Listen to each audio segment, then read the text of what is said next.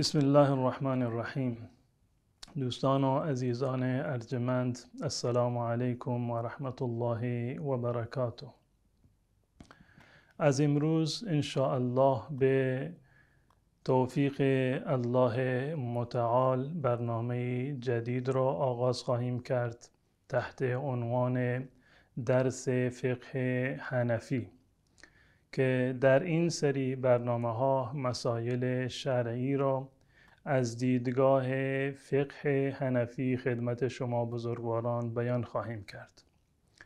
همان گونه که میدانید فقه حنفی و مذهب امام ابو حنیفه رحمت الله علیه نخستین و گسترده ترین مذهب از مذاهب چهارگانه اهل سنت و الجماعت است که صاحب آن امام ابو حنیفه نعمان ابن ثابت رحمت الله علیه یکی از سلف صالح و جزو تابعین هست و تابعی به کسی گفته می شود که با اصحاب رسول الله صلی الله علیه و سلم ملاقات داشته. و خود امام ابو حنیفه رحمت الله علیه آنگونه که امام ذهبی رحمت الله علیه بعد از بیان دیدگاه و ثنای علما در مورد ایشان یک جمله زیبایی را دارند در کتاب معروف خودشان. می‌فرماید که الامامة فی الفقه و دقائقه مسلمة الی هذا الامام.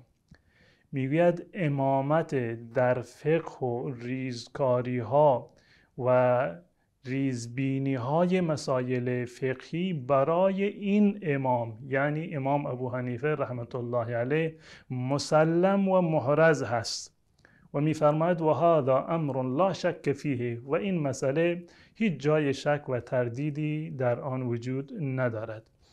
و جمله زیبایی هست که امام شافعی رحمت الله علیه از امام مالک پرسیدند که آیا تو امام ابو حنیفه رحمت الله علیه را دیدی؟ امام مالک گفت که بله، من ابو حنیفه رحمت الله علیه را دیدم. رأیت رجلا لو کلمک فی هذه الساریة ان یجعلها ذهبا لقام بحجته. من امامی را دیدم، من مردی را دیدم که اگر می گفت که این ستون که از خشت هست خشت و گل نیست بلکه طلا هست، حتما دلیلش را برای تو می آورد و برایت ثابت می کرد که این خشت و گل نیست بلکه طلا هست. یعنی این که حجت و استدلال امام ابو حنیفه رحمت الله علیه در مسائل فقهی و خصوصا ریزکاری های فقهی و دقایق مسائل شرعی یک امر مسلم و غیر قابل انکار هست. مذهب حنفی به صورت کلی یک ویژگی های خاصی دارد که این مذهب رو از مذاهب دیگر اهل سنت و الجماعت متمایز کرده. نقطه اول این هست که مذهب حنفی یک مذهبی هست که مبنای اصلیش، یعنی اولین دور نشأت این مذهب بر اساس مشورت بوده. یک مذهبی هست که مشاورتی هست، همراه با همفکری و مشورت مسائل ابتدایی این مذهب در واقع بیان شده و انتخاب شده که در زمان امام ابو حنیفه رحمت الله علیه و مجلس علمی که ایشان داشتند، شاگردانی که ایشان داشتند، گفته می شود حدود 40 نفر، مسائل در اونجا مطرح می شد و بر اساس رأی و همفکری همه نهایتاً یک مسئله را و یک حکمی را انتخاب می کردند. دومین ویژگی این مذهب این است که مذهب حنفی که گفته می شود مذهب اهل رأی هست، به این معنی که این مذهب آمیزه ای از روایات و احادیث رسول الله صلی الله علیه و سلم همراه با رأی و اندیشه هست. مقاصد شرعی را مد نظر قرار می دادند و محتوای روایات را دقیق بررسی می‌کردند. یعنی از یک جهت نگاهشون به نص بود، حدیث، و از جهت دیگر نگاهشون به مقاصد شرعی و تحلیل این حدیث با اندیشه و فکر بود که بر اساس آن یک حکم دقیقی را بتوانند از حدیث رسول الله صلی الله علیه و سلم استنباط بکنند. سومین ویژگی این مذهب استقلال در اصول فقهی است. همان گونه که اهل علم می‌دانند اصول فقه حنفی متفاوت از اصول متکلمین هست. بقیه مذاهب که به آنها متکلمین گفته می شود اصول فقهیشون مشترک هست. مذهب مالکی، مذهب حنبلی و مذهب شافعی با هم مشترکند در اصول فقه. اما اصول فقه مذهب امام ابو حنیفه رحمت الله علیه کاملا متفاوت هست. میگن که اصول مذهب حنفی و اهل رأی و اصول متکلمین که به اصطلاح یک گروه و یک منهج دیگری رو در این زمینه دارند. و چهارمین ویژگی این فقه یعنی فقه امام ابو حنیفه رحمت الله علیه این هست که یک فقه افتراضی هست. به این معنی که مسائلی رو در زمان متقدمین این مذهب مطرح می کردند که در آن زمان هنوز اتفاق نیفتاده بود.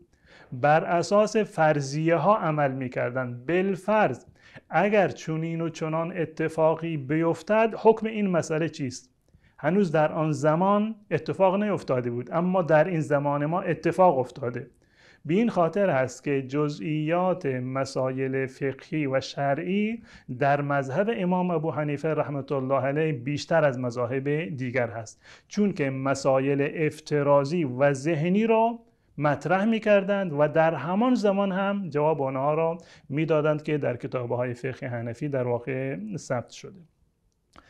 و یکی دیگر از ویژگی‌های مذهب امام ابو حنیفه رحمت الله علیه این است که در مسائل سیاسی و بین الملل و احکام قضایی و اجتماعی از بقیه مذاهب دیگر کاربردی‌تر هست و علتش برمیگردد به این که مذهب امام ابو حنیفه رحمت الله علیه قرن‌های متمادی در واقع معیار احکام بوده، به صورتی که حکام دوران در واقع احکام قضایی رو و احکام سیاسی و بین الملل و اجتماعی رو بر اساس همین فقه امام ابو حنیفه رحمت الله علیه عمل می‌کردند. به این خاطر در این زمینه کاربردی‌تر هست و حرف بیشتری در واقع برای گفتن دارد. اینها ویژگی‌هایی از فقه امام ابو حنیفه رحمت الله علیه هست و اصول اصلی را که مبنای این احکام هست در فقه حنفی آنگونه که خود امام ابو حنیفه رحمت الله علیه بیان فرمودند